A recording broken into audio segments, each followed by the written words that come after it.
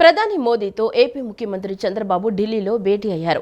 పహల్గాం ఉగ్రదాడిని తీవ్రంగా ఖండిస్తూ కేంద్ర నిర్ణయానికి రాష్ట్ర మద్దతు ఉంటుందని స్పష్టం చేశారు. అనంతరం మే 2న అమరావతి పునఃప్రారంభ పనులకు ప్రధానిని సీఎం చంద్రబాబు ఆహ్వానించారు.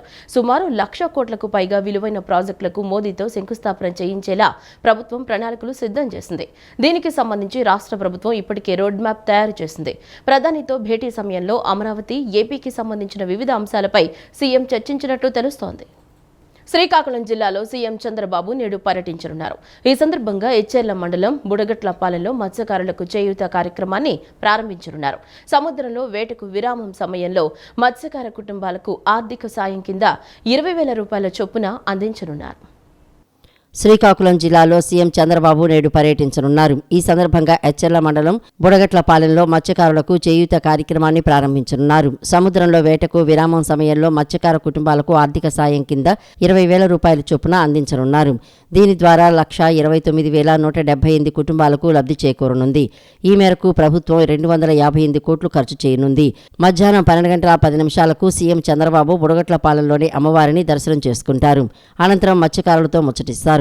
ఆ తర్వాత 1:50 గ్రామంలో ఏర్పాటు చేసిన ప్రజావేదిక సభకు చేరుకుని మత్స్యకారులను ఉద్దేశించి ప్రసంగిస్తారు. మధ్యాహ్నం 3 గంటల తర్వాత ఎచ్చెర్ల నియోజకవర్గంలోని 500 మంది కూటమి కార్యకర్తలతో సమావేశమవుతారు. ఎచ్చెర్ల నియోజకవర్గంలోనే 15,000 మంది మత్స్యకారులు ఉన్నారు. ఈ నియోజకవర్గం మీద ఆయనకు పూర్తిగా అవగాహన ఉంది. వెళ్ళడం మాకు చాలా సంతోషంగా ఉంది. ఈ ప్రాంతం ఆయన రాకతో, ఆయన అడుగు పెట్టడంతో మత్స్యకారుల జీవన విధానం కూడా మారే అవకాశం కనిపిస్తుంది. అలాగే ఈ ప్రాంతం ఎచ్చెర్ల నియోజకవర్గంలో మాకు ఉన్నటువంటి ప్రధాన సమస్యలు ఏవైతే ఉన్నాయో సాగునీరు, తాగునీరు, మత్స్యకారుల కోసం ఇక్కడ ఫిషింగ్ హార్బర్ అనేది గత ప్రభుత్వంలో అన్నారు కానీ ఇప్పటి వరకు అది ప్రారంభించలేదు. గౌరవ ముఖ్యమంత్రి గారితో మళ్ళీ దృష్టి తీసుకొచ్చి ఆ కార్యక్రమాన్ని కూడా ముందుకు తీసుకెళ్లాలి. అలాగే కొవ్వాడ మత్స్యకారులందరికీ కూడా కొవ్వాడలో వాళ్ళు గ్రామాలు కోల్పోయారు. వాళ్ళందరికీ ధర్మవరంలో వాళ్ళకి ఆర్ఆర్ కాలనీ కట్టించాల్సి ఉంది. దానికోసం కూడా ఆయన దృష్టికి తీసుకెళ్లి వాళ్ళకు కూడా త్వరలోనే ఆర్ఆర్ కాలనీ కట్టించి వాళ్ళని కూడా షిఫ్ట్ చేయాల్సిన అవసరం ఉంది.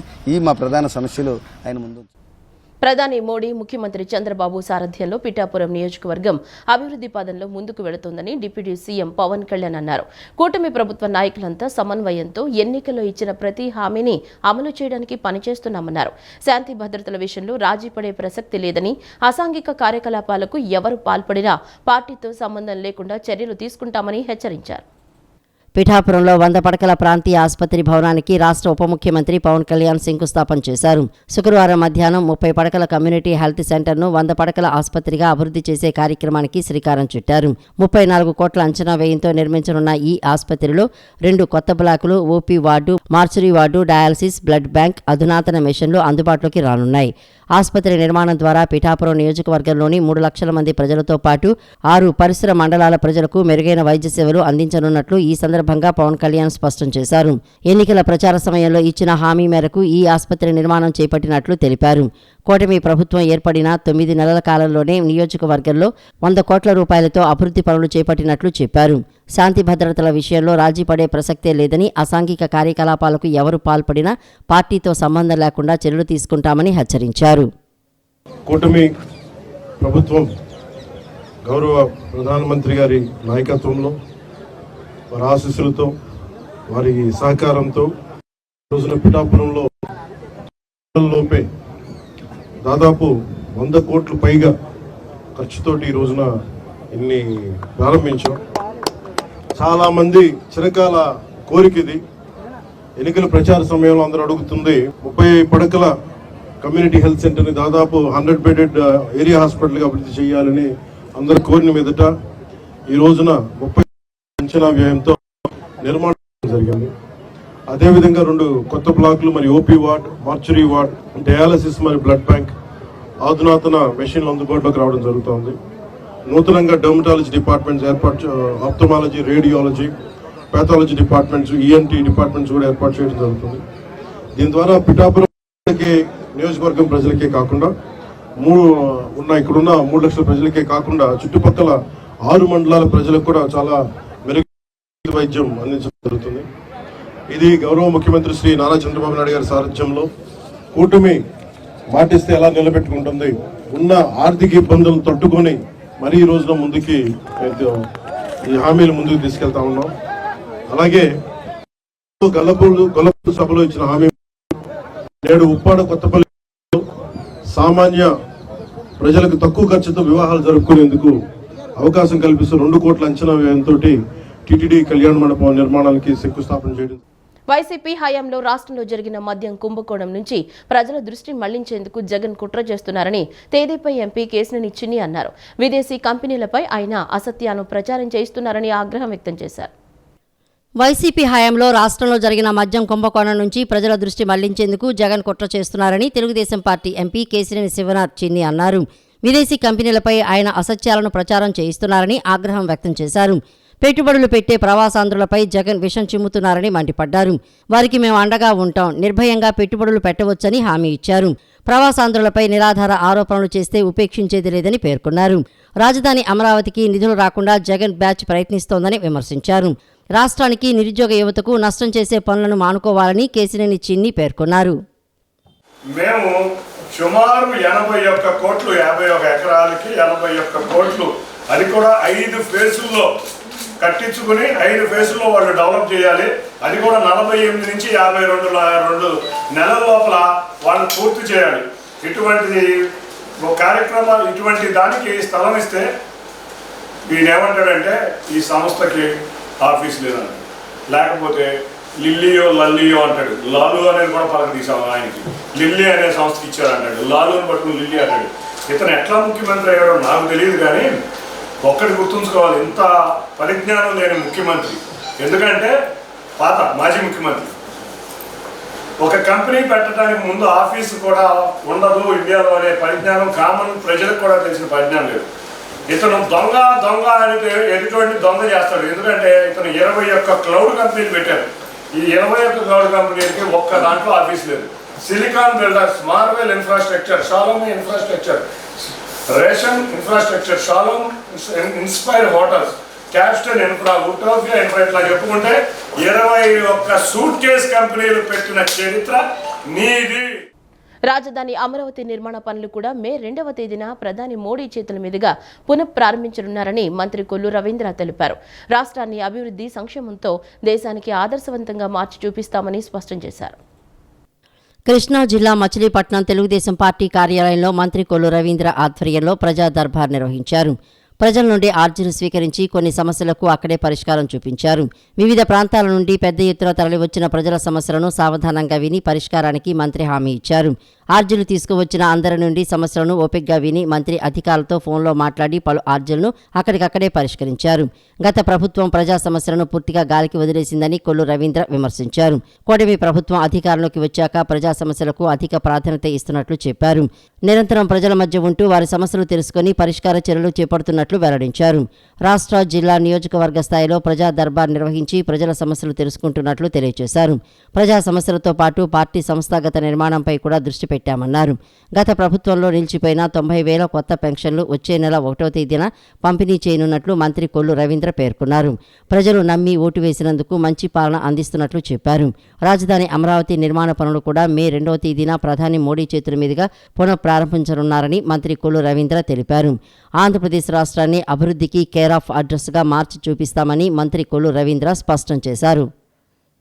ప్రభుత్వం వచ్చిన దగ్గర నుంచి నిరంతరం ప్రజలతోనే ఉంటూ అటు రాష్ట్ర పార్టీ కార్యాలయంలో, జిల్లా పార్టీ కార్యాలయాల్లో, అలాగే నియోజకవర్గ కార్యాలయాల్లో, అలాగే ప్రజల మధ్యనే ఉంటూ ఎప్పటికప్పుడు అర్జీలు స్వీకరిస్తూ మరి వాళ్ళ సమస్యల పరిష్కారం చేయడం కోసం ఇవాళ ముందుకెళ్తా ఉన్నాం.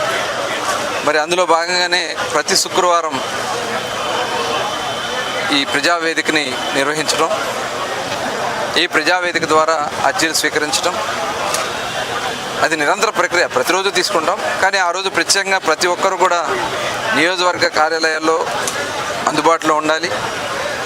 అలాగే పార్టీ నాయకులతో, కార్యకర్తలతో కూడా గ్రౌండ్ రియాలిటీ కూడా ఎప్పటికప్పుడు తెలుసుకోవాలనేది గౌరవ ముఖ్యమంత్రి గారి యొక్క ఆదేశం. దాని ప్రకారం ఈరోజు శుక్రవారం కాబట్టి అర్జీలు స్వీకరించడం జరిగింది. ఇప్పుడే కార్యకర్తలతో, నాయకులతో కూడా కూర్చుని అటు ప్రజా సమస్యలు, పార్టీ సంస్థాగత నిర్మాణం అన్నీ కూడా చర్చించుకుని ముందుకెళ్లడమే మా లక్ష్యం. మరి ఇది ఒక మంచి ప్రభుత్వం. ఇవాళ ప్రభుత్వం వచ్చిన వెంటనే పెన్షన్లు సక్రమంగా పెంచిన పెన్షన్లు 4,000 రూపాయలు చేసి దాదాపు 64 లక్షల మందికి పెన్షన్లు ఇవాళ ఇస్తున్నాం. అట్లాగే గ్యాస్ సిలిండర్లు అందించాం. ఇళ్ల స్థలాల సమస్య తీర్చగలుగుతున్నాం. గుంతలు లేనటువంటి రోడ్లు నిర్మాణం చేసుకుని ముందుకెళ్తున్నాం. ఇవాళ మళ్ళీ కొత్త పెన్షన్లు కూడా దాదాపు 90,000 కొత్త పెన్షన్లు ఏదైతే డిసెంబర్ 2023లో ఆపేశారో వాళ్ళు అప్పటి నుంచి ఉన్నటువంటి అర్జీలన్నీ కూడా క్లియర్ చేస్తూ ఆల్రెడీ నవంబర్ నుంచి అయితే ఆల్రెడీ ఉన్న పెన్షన్లు ఎవరైతే భర్త చనిపోతే భార్యకి ఇమీడియట్గా ఇవ్వడం జరుగుతుంది. ఆగిపోయిన ఆ 90,000 పెన్షన్లు కూడా నిన్ననే మొన్న జీవో కూడా ఇవ్వడం కూడా జరిగింది. ఇవాళ పెన్షన్లన్నీ కూడా పూర్తిగా సక్రమంగా రేపు 1వ తారీఖు అందించాలని లక్ష్యం. ప్రజా సమస్యల పరిష్కారంలో అధికారులు అలసత్వం వహిస్తే చర్యలు తప్పవని ప్రభుత్వ విప్ గన్నవరం ఎమ్మెల్యే యార్లగడ్డ వెంకట్రావు అధికారులను హెచ్చరించారు. ప్రజా సమస్యల పరిష్కారంలో గన్నవరం నియోజకవర్గం రాష్ట్రంలోనే 2వ స్థానంలో ఉందని, ఇదే స్ఫూర్తితో ముందుకు సాగాలని పిలుపునిచ్చారు. కృష్ణా జిల్లా గన్నవరం జిల్లా పరిషత్ ఉన్నత పాఠశాల ఆవరణలో శుక్రవారం సాయంత్రం గ్రామసభ నిర్వహించారు. ప్రత్యేక అవసరాలు గల విద్యార్థులకు ట్రైసైకిళ్లు యార్లగడ్డ చేతుల మీదుగా పంపిణీ చేశారు. ఈ కార్యక్రమానికి ముఖ్య అతిథిగా హాజరైన ఎమ్మెల్యే యార్లగడ్డ ప్రజల సమస్యలు అడిగి తెలుసుకున్నారు. వాటి పరిష్కారానికి అధికారులకు పలు సూచనలు చేశారు. నాగార్జున సాగర్ కాలువ ఆక్రమణల కారణంగా విఎన్పురం కాలనీ ప్రాంతాలతో పాటు పరిసర ప్రాంతాల్లోని వ్యవసాయ భూములు నీట మునుగుతున్నాయని, ఆక్రమణలు తొలగించాలని రైతులు కోరారు. దావాజీగూడెంలో రహదారి, మరికొన్ని అంతర్గత రహదారులను పునర్నిర్మించాలని స్థానికులు కోరగా నెల రోజుల్లో రోడ్లు నిర్మించాలని సంబంధిత అధికారులను ఆదేశించారు. ముందుగా 10వ తరగతిలో ఉత్తమ మార్కులు సాధించిన ప్రభుత్వ పాఠశాల విద్యార్థులను అభినందించారు.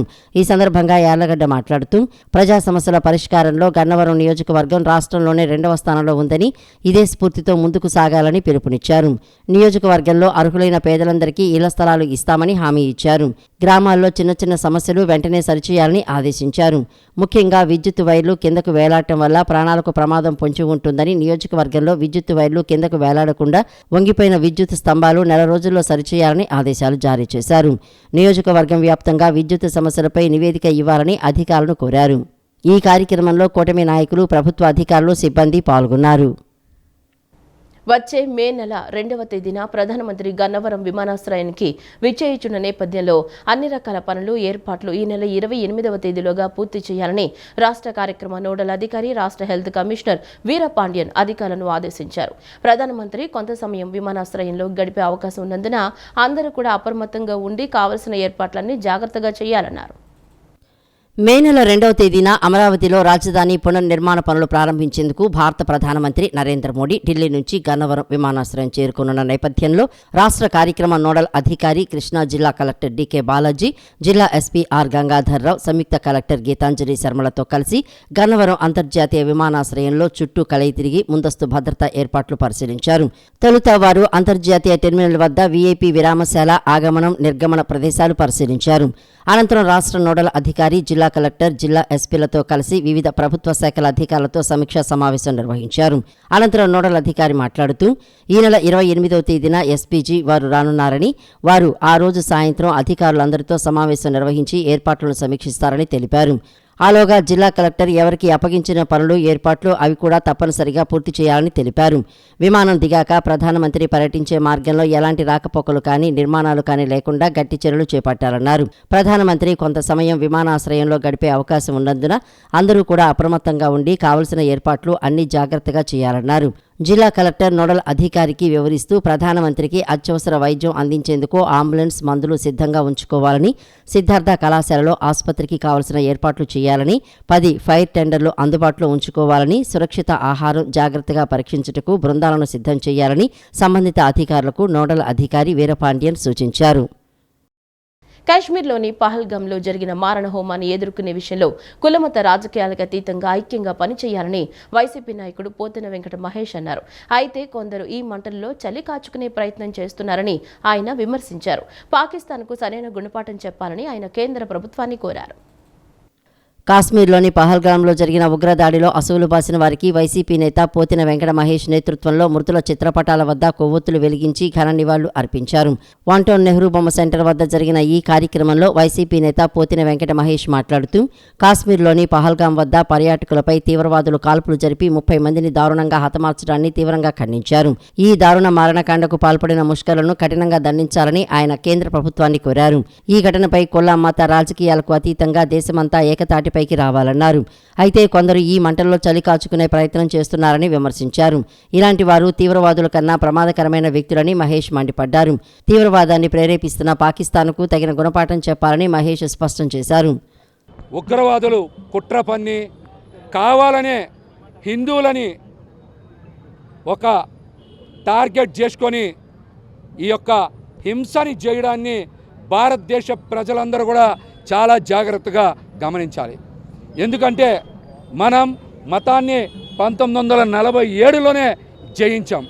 కానీ ఈ రోజుకి కూడా పాకిస్తాన్లో కానీ అదేవిధంగా కాశ్మీర్లో కొంతమంది తీవ్రవాదులు కానీ ఏదో రకంగా హిందువుల మధ్య ముస్లింల మధ్య ఇతర మతాల మధ్య చిచ్చు పెట్టాలని వాళ్ళ యొక్క పబ్బం గడుపుకోవాలని ఈ యొక్క కుట్రలు చేస్తూ ఉన్నారు.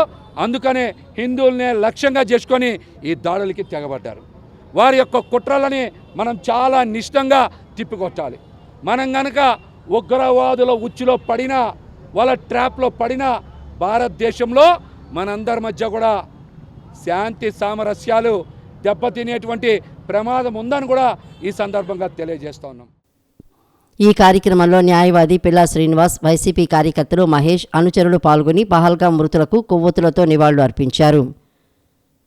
కాశ్మీర్ పహల్గాం వద్ద అమాయకులైన 26 మంది పర్యాటకులను ఉగ్రవాదులు తుపాకీతో కాల్చి చంపడం అత్యంత దుర్మార్గమని శ్రీ కామాక్షి స్వర్ణకార సంఘం అధ్యక్షుడు శివ భావనారాయణ అన్నారు. కేంద్ర ప్రభుత్వం ఉగ్రవాదంపై ఉక్కుపాదం మోపాలని, దాడికి తెగబడిన నిందితులను కఠినంగా శిక్షించాలని కోరారు. ఉగ్రవాదుల దాడులను నిరసిస్తూ వన్ టౌన్ కాళేశ్వరరావు మార్కెట్ వద్ద శ్రీ కామాక్షి స్వర్ణకార సంఘం ఆధ్వర్యంలో కొవ్వొత్తులతో నిరసన ర్యాలీ చేపట్టారు. కాల్పుల్లో మృతి చెందిన వారికి నివాళులు అర్పించారు. అనంతరం కామాక్షి స్వర్ణకార సంఘం అధ్యక్షులు శివ భావనారాయణ మాట్లాడుతూ సరదాగా గడిపేందుకు వెళ్లిన 26 అమాయకులైన పర్యాటకులపై కాల్పులు జరపడం హేయమైన చర్య అని అన్నారు. ఈ ఉగ్రవాద దాడులను యావత్ ప్రపంచం కులాలు, మతాలు, రాజకీయాలకు అతీతంగా ముక్త కంఠంతో ఖండిస్తున్నాయని తెలిపారు. ఇలాంటి ఘటనలు జరిగిన సమయంలో ఐక్యంగా ఉండి ఉగ్రవాదానికి వ్యతిరేకంగా పోరాటం చేయాలని పిలుపునిచ్చారు. అమాయక ప్రజల ప్రాణాలు బలి తీసుకుంటున్న ఉగ్రవాదాన్ని అంతమొందించాలని కేంద్ర ప్రభుత్వాన్ని కోరారు. మరి పహల్గామ ఉగ్రవాద దాడుల్లో మరి బలైపోయిన భారతీయులు, అన్యాయంగా బలైపోయిన భారతీయులకు వాళ్ళ ఆత్మ శాంతించాలని చెప్పి మరి పాకిస్తాన్ టెర్రరిస్టులకి నిరసనగా మరి వాళ్ళ కొవ్వొత్తుల ర్యాలీ తీసాం. మరి ఈ ర్యాలీలో మా స్వర్ణకారులందరూ పాల్గొన్నారు. అలాగే ఇటువంటి టెర్రరిజాన్ని మరి అణిచివేస్తానని చెప్పి మన ప్రధానమంత్రి నరేంద్ర మోడీ గారు ఇచ్చిన హామీకి మేము ఎంతో సంతోషపడుతున్నాం. మరి అలాగే ఈ రోజున పాకిస్తాన్ టెర్రరిస్టులు చేసిన మన భారతీయులను చంపినందుకు కాను మరి ఎమ్మటే మరి సింధు జలాలను ఆపేశారు మన ప్రధానమంత్రి నరేంద్ర మోడీ గారు. ఇలానే ఇంకా పాకిస్తాన్ టెర్రరిజం మీద ఉక్కుపాదం మోదాలని చెప్పి మేము శ్రీ కామాక్షి స్వర్ణకార సంఘం తరఫున వేడుకుంటున్నాం. ఈ కార్యక్రమంలో శ్రీ కామాక్షి స్వర్ణకార సంఘం ప్రధాన కార్యదర్శి మందరపు పోతులూరి ఆచారి, ఆర్గనైజింగ్ సెక్రటరీ తాలాబతుల భాస్కర్, కోశాధికారి ఎస్కే సలీం, ఉపాధ్యక్షులు ముతా శ్రీనివాసరావు, పలువురు స్వర్ణకార సంఘం సభ్యులు పాల్గొన్నారు. ఈ వార్తలు ఇంతటితో సమాప్తం. నమస్కారం.